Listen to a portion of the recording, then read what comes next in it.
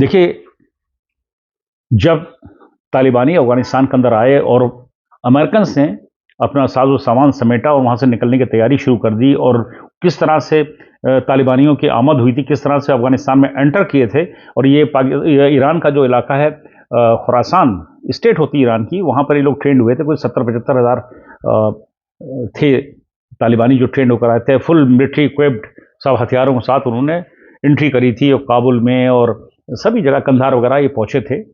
तो मुझे पता नहीं क्यों उसी टाइम लग गया था कि मैं थोड़ा-सा जानता हूँ वहाँ के बारे में कि ये साहब आज नहीं तो कल जो है ये डूरन लाइन का मामला ज़रूर उठाएँगे तालिबानी, क्योंकि डूरन लाइन पाकिस्तान और अफ़गानिस्तान के बीच में है, ब्रिटिश टाइम की बनाई हुई लकीर खींची हुई है जब से पाकिस्तान ने उनके इलाके पे कब्ज़ा करके अपने मैप में ले लिया था, जैसे बलूचिस्तान। तो उसी टाइम लग गया था, आज नहीं तो कल होना वही हुआ कि तालिबान ने लड़ना शुरू कर दिया, हमले शुरू कर दिया पाकिस्तान को, भाई हमारे मुझको डूरन लाइन को मानते नहीं, हमारा तो अंदर तक के पख्तूनवा हमारा है, जो पख्तूनिस्तान स्टेट है पाकिस्तान की उसको वो उनकी है। वो कहते हैं वो ठीक कह रहे हैं, बिल्कुल ठीक कह रहे हैं, जैसे बलूचिस्तान कह रहा है।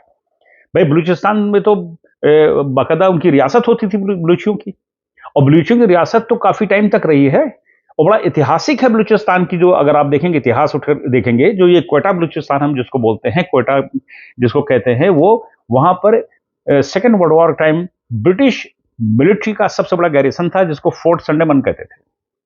आपके श्रोता शायद इस नाम को ना जानते होंगे, शायद पहली बार सुन रहे होंगे, लेकिन ये इतिहास है। फोर्ट संडेमन बिल्कुल वो दुर्ग था वहां पे और दुर्गम पहाड़ियों के बीच में था, और कई बार ऐसा हुआ है कि पठानों ने जो लड़ रहे थे अंग्रेजों के खिलाफ, उन्होंने हमले किए हैं फोर्ट संडेमन के ऊपर। हजारों की तादाद में घोड़ों के ऊपर ये पठान निकलते थे, लड़ते थे। ऐसा नहीं कि वो फ्रीडम फाइटर नहीं थे, वो भी थे उस समय के।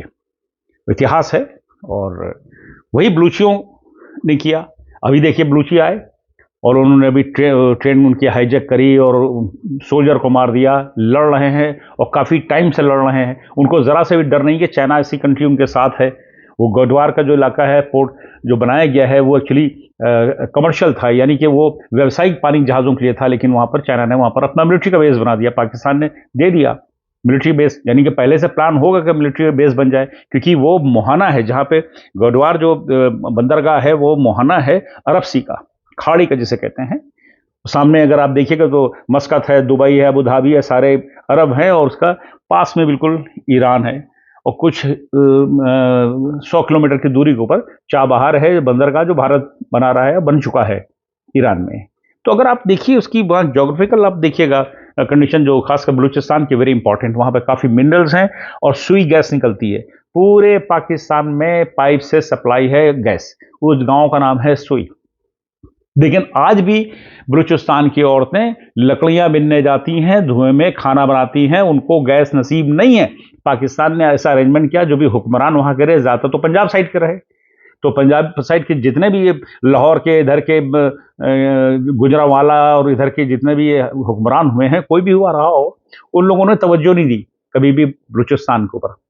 और पख्तूनिस्तान को तो ये समझते थे सब बेकारी हैं और वो गनों की फैक्ट्री हैं और कौन कौन सी जगहें घरों में बैठ के गन बनाया करते हैं, तो उनको भी खुला छोड़ रखा था, क्योंकि इनकी हिम्मत नहीं थी उनसे भिड़ने की। वहाँ का इलाका देखिए, पख्तूनिस्तान जिसको लोग बोलते हैं, पेशावर के ऊपर जाइए, देखिए दर्रा, पता नहीं कौन कौन सी जगह है जहाँ पे घरों में वेपन बनते हैं, AK-47 वहाँ घर में बनती बिकती है। तो कभी पाकिस्तान में रोक नहीं लगाई, क्योंकि इनकी हिम्मत नहीं थी, रोक के लगाएंगे। बस ये हुआ कि जब टेररिस्ट आए, जब ये मुजाहिदीन खड़े हो गए, फिर वो तालिबान खड़े हो गए, या उससे पहले या उसके बाद, उनको हथियार भी मिलते रहे। और आज पाकिस्तान का जो हाल है, वो खुद ही ने जैसा बोया था वैसे ही काट रहे हैं। पाकिस्तान का बनना मेरी भाषा के अंदर है और मेरी सोच है कि वो कोई देश या मुल्क नहीं बना था मुसलमानों के लिए। अगर आप देखिए जो लकीर घसीटी गई है, तो मुसलमान वहां पहले से रह रहा था। क्या सिंध हो, क्या पंजाब का पोर्शन हो मुसलमान, क्या वो आपका बलूचिस्तान मुसलमान, पख्तूनिस्तान मुसलमान, तो मुसलमान तो पहले से ऊपर आइए। कश्मीर, गिलगित बल्तिस्तान मुसलमान, इस्लाम। तो पार्टीशन करके कोई मुसलमानों के लिए अलग से नहीं बना था। और चले गए होंगे, हो सकता है हजारों की तादाद में, सहारनपुर या वेस्टर्न यूपी से या बिहार से चले गए होंगे, ईस्टर्न बंगाल होते हुए ईस्टर्न पाकिस्तान चले गए होंगे, या इधर चले गए होंगे पाकिस्तान। वो कितने हैं, रहते हैं कराची के मलीर के इलाके के अंदर, और उनको आज भी वहां मुहाजिर कहा जाता है, विस्थापित। उनको दर्जा विस्थापित का है आज 75 साल के बाद। कितने गए थे? हमें तो लखनऊ से बहुत कम दिखते हैं, मैं तो लखनऊ का रहने वाला हूं, मैंने देखा है बहुत ही कम ऐसी फैमिली जो पाकिस्तान गई गई नहीं। वो बहुत बड़ा लैंड स्कैम था। पाकिस्तान एक लैंड स्कैम के तहत बनाया गया था।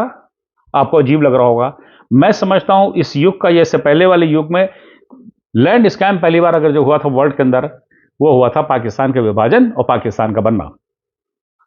जिन्होंने यहां पे जितनी मुस्लिम सल्तनत थी, या कह लीजिए छोटे मोटे राजा थे, या कह लीजिए महाराजा थे, बहुत सारे थे, जमींदार थे, तालुकेदार थे, खास करके नॉर्दर्न इंडिया के, कुछ गुजरात के, तो उन सब से कहा था कि भाई मीटिंग करते थे कि आप लोग जो है, हम पार्टीशन कर रहे हैं, हम मुसलमानों के लिए मुल्क अलग ले रहे हैं, तो आप लोग वहां शिफ्ट हो जाइए। तो राजाओं ने कहा कि भाई हमारी तो रियासत है, कहले आप इसके बदले में रियासत वहां ले लीजिए। अब लखनऊ के आसपास हम देखते हैं काफी रियासतें हैं, राजा महमूदाबाद, राजा सलेमपुर, राजा भटवा माओ, ये क्या है, ये सारे मुस्लिम थे, स्टेट थी। तो इनको ये उधर, आप जूनागढ़ तो पता ही आपको गुजरात का, तो इनसे कहा गया कि आप जितनी आपकी रियासत जमीनें, आपके जितने गांव हैं, उतने आपको वहां मिल जाएंगे। हुआ क्या, राजा साहब तो गए नहीं, अपने छोटे भाई को भेज दिया। दो भाई, एक भाई यहीं रुक गए, वो चला गया पाकिस्तान, उसको वहां मिल गई रियासत, यहां की रियासत छोड़ी नहीं, एक वहां भी रियासत हो गई, यानी लैंड पे कब्जा हो गया। आज जो चौधरी है ना, जो वहां के सेनेटर जिसको बोलते हैं मेंबर पार्लियामेंट हैं, ये सब वही हैं, जमीनों पर कब्जा किए हुए हैं, आज भी चौधराहट है वहां पर, ये सब यहीं की गई हुई है। और गरीब गुरबा जो है, गरीब गया था, गरीबी रहा 75 साल और गरीबी में मर गया। कभी आप कोई टीवी पे न्यूज देखेगा, पाकिस्तान टेलीविजन की, आपको रेड़ी लगाया दिखेगा तो लकड़ी के पहिए से धक्का मारते हुए मिलेगा आपको। यहां की इतना रेड़ियां नहीं होती, हवा भरे वाले टायर घसीटता हुआ आपको मिलेगा। बस से बदतर हालत है उस मुल्क की। तो उसका तो विभाजन तय है, टुकड़े होना तय है। बलूचिस्तान वाले लड़ रहे हैं, ठीक लड़ रहे हैं, पख्तूनवा मांग रहा है, तालिबान ले लेगा वो। अब आइए पीओके के ऊपर। ये पीओके वो जिसे कहते हैं, हम तो सुनते थे बचपन में और काफी टाइम तक आता, सब वो कबाइलियों ने हमला कर दिया था, तो कश्मीर में घुसाए थे, कब्जा कर लिया और वो पीओके बन गया। कबाइली थे, कबाइली कहां कबाइली थे, झूठ है, सरासर झूठ है। पाकिस्तान की रेगुलर मिलिट्री आर्मी आई थी, मेरी काफी वीडियोस को मैं बोलता रहता हूं। जनरल अकबर खान ने किताब लिखी है इन्वेडर, क्या लिखा है, इन्वेडर इन कश्मीर। आप उस किताब को पढ़िए, उसके अंदर क्या है, उस बंदे ने खुद लिखा है कि साहब ये रेगुलर आर्मी थी, हम लोग, अपने को लिखा है, खुद था उसमें, और ये इस्लामाबाद में, नहीं सॉरी, पेशावर में मीटिंग हुई थी, वहां मिलिट्री गैरिसन था, वहां जमात इस्लामी का बड़ा लीडर आया था, मैं भी मौजूद था, और ये तय हुआ था भाई कश्मीर पार्टीशन हो गया था, लेकिन हम कश्मीर को जाने नहीं देंगे, और महाराजा हरी सिंह है, उस पर भी हमको कब्जा करना पड़ेगा। और लंबी हो जाएगी बात, क्योंकि टॉपिक तो मेरा पाकिस्तान का टुकड़े वाला, मैं इसको लंबा नहीं खींचना चाहूंगा, क्योंकि इसमें गुरु गोलवालकर गए थे, जो महाराजा हरी सिंह को समझाया था कि आप भारत में विलय करिए वरना अनर्थ हो जाएगा अगर आप पाकिस्तान के साथ चले गए, क्योंकि महाराजा हरी सिंह ने मन बना लिया था पाकिस्तान के साथ जाने के लिए। पाकिस्तान उनको ब्लफ दे रहा था कि आप अपनी रियासत चलाते रहिए, गिलगित बल्तिस्तान तक के, कश्मीर तक के। वो तो गुरु गोलवालकर जी पहुंच गए, 2 दिन साथ में रहे, 18 अगस्त 1947 से लेकर के 20 अक्टूबर, 2 महीने के बाद, अक्टूबर का महीना था, 18 से लेकर 20 अक्टूबर तक गुरु गोलवालकर रहे महाराजा के साथ। उनको समझाया कि देखिए ऐसा ना करिए, ट्रेनें भर भर के आ रही वहां से लाशों की, हिंदुओं के साथ कैसा सलूक है, साथ साथ में सिखों के साथ हुआ है, और वहां का, तब जाके महाराजा माने थे गुरु गोलवालकर की बात। और 20/21 की रात के अंदर ये कबाइली जिसको कहते हैं, पाकिस्तानी आर्मी उतरने लगी थी मुजफ्फराबाद के अंदर, उसके इलाके के अंदर, और कब्जा करना शुरू कर दिया था। 20,000 हिंदुओं का कत्लेआम किया था, 20,000 हिंदुओं का, और पूरा ओवर रन किया था, कितने गांव के गांव उड़ा दिए थे लोगों कब्जा करने के चक्कर में। रातों रात वहां से लोग भागते थे, मैं उन लोगों से मिला हूं जम्मू में, अभी भी वो लोग रहते रहे, पिछली सरकारों ने उनको नेशनलिटी नहीं दी, जो भाग करके आए, और अब जाइए जम्मू में नदी के किनारे रहते रहे, और उनका कोई आइडेंटिटी नहीं दी। और वही पाकिस्तान से कोई आता था, और वो कश्मीर के अंदर वो थी, वही 35 के अंदर पूरी पावर दी गई थी, उनका संविधान होगा, उनका झंडा होगा कश्मीर का, उड़ा दिया। 370-35 से चली गई।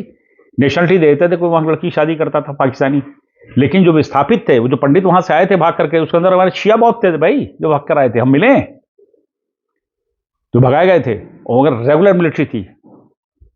मेजर जनरल अकबर खान ने अपनी किताब में लिखा है इन्वेडेड इन कश्मीर, और एक मिशन का नाम दिया गया था ऑपरेशन गुलमर्ग।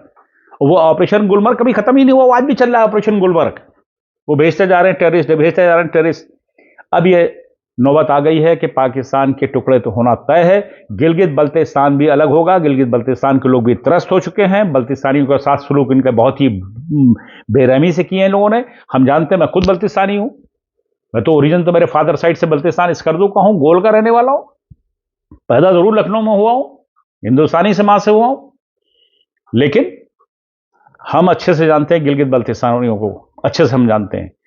वहां तो कहिए कि वहां टेररिज्म नहीं है, ना कोई टेररिस्ट आपको एक सुई भी आपको लद्दाख के बॉर्डर से बल्तिस्तान की तरफ न जाती दिखेगी ना आती दिखेगी, जैसे कश्मीरियों यूं आया जाया करते हैं वहां के लोग। आपको बल्तिस्तानियों में टेररिज्म नहीं मिलेगा, गिलगितियों में टेररिज्म नहीं मिलेगा। और वहां के लोग, हकीकत की बात है कि एक मिसाल दी जाती है पाकिस्तान के अंदर, खून चिलास अदब बल्तिस्तान। चिलास का इलाका जो है कागान वैली के पास का है पाकिस्तान का, वहां खून खून का रवा होता, खूब कत्लेआम होता, खूब लड़ते मुसलमान मुसलमान मुसलमान लड़ता बहुत है। आपको अदब तहजीब तमीज मिलेगी बल्तिस्तान के अंदर।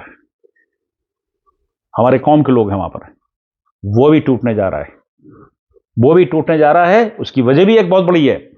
अभी एक कुछ साल पहले सिपाही साहबा एक ऑर्गेनाइजेशन है जो कट्टर सुन्नियों की है, उन्होंने एक जलसा किया, जुलूस निकाला कराची के अंदर। करीबन 10 लाख इकट्ठा हुए थे, शियों के अगेंस्ट में थे, और लोगों ने ओवर रन कर दिया था मलिर का इलाका जहां पे बहुत से शिया रहते हैं, और वो इलाका जहां पे बल्तिस्तानी रहते हैं, एबिसिनिया का इलाका जहां पर उन्होंने ओवर रन किया, काफी लोग मरे, उन्होंने छुपाया। वहां की प्रेस से, वहां की गवर्नमेंट ने कि साहब शियों को गैर मुसलमान डिक्लेयर कर दो और शियों के साथ यहाँ निकाला कराया जाएगा। मतलब थर्ड ग्रेड। तब आंखें खुल गई बल्तिस्तानियों की।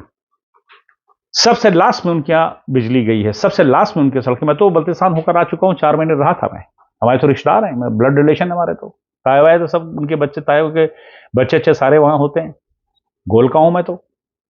लेकिन जो हालात बता रहे हैं पाकिस्तान की, वो टूटने जा रहा है।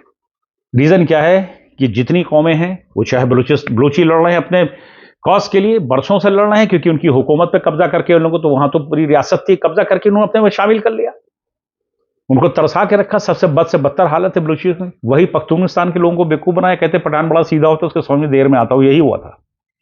अब उनकी आंखें खुल गई तालिबान की, अब इनको ठोक के मार रहा पाकिस्तानी आर्मी को। और वही गिलगित बल्तिस्तान का भी वहां पर लोग जाग चुके हैं। पीओके का भी यही हाल है। अगर आप पीओके में जाइए तो कश्मीरी तो कोई बचा ही नहीं, वहां जाके लोगों ने अपने बस गए। ये सारे आर्मी के रिटायर्ड उनके पंजाबी हैं, उन सब जाके उन्होंने अपनी प्रॉपर्टी रेले बनाना शुरू कर दी, रहने लगे वहां पर। तो ये बात सच है। और हम कल देख रहे हैं, कल की सुबह देख रहे हैं, आने वाला वक्त देख रहे हैं कि पाकिस्तान के टुकड़े होना तय हो चुका है, और शायद ये 2025 में ही हो जाएगा टुकड़े। क्या मैं तो समझता हूँ जो भारत में विलय होना वो भारत में विलय होगा, जो अफगानिस्तान में जाना है पख्तूनख्वा अफगानिस्तान में होगा, आज़ादी बलूचिस्तान की होनी होगी बलूचिस्तान की हो जाएगी। मैं उन सबको बेस्ट विशेष देना चाहता हूँ जिन्होंने बहुत अच्छा कारनामा किया। वो ट्रेन को उन्होंने हाईजैक करके अपना दर्ज किया है कि हम भी कुछ हैं, हम कुछ कर सकते हैं। बहुत बहुत शुक्रिया, धन्यवाद आप लोगों का। जय हिंद, वंदे मातरम।